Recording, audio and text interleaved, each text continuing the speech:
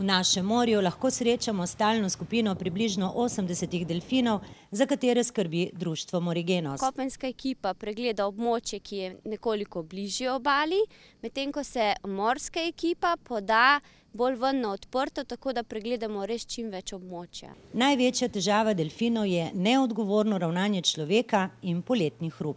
V vodi je njihov glavni čut sluh in ne vid. In v poletnih mesecih je ob slovenski obali zelo veliko prometa, predvsem govorimo o tem turističnem prometu, razni gliserji, hitre jahte. V našem morju živi delfin, tako imenovan velika pliskovka ali po domače fliper. Dosti ljudi si recimo ima tisto predstavo o delfinih, da pa bi radi plavali z njimi in tako naprej. Zrastejo recimo do 3 metrov in so težki tudi do 300 kilogramov.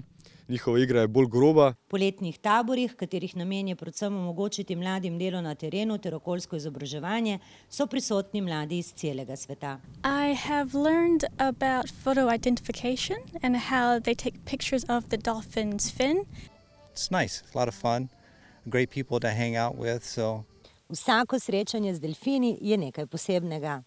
Ko plavajo pod premcem, se obrnejo na gor in oni opazujejo tebe. In takrat se vprašaš, kdo zdaj koga tukaj opazuje. Ker delfini veljajo za bioindikatorje, pomeni, da zaenkrat še imamo zdravo morje. Poskrbimo, da bo tako tudi ostalo.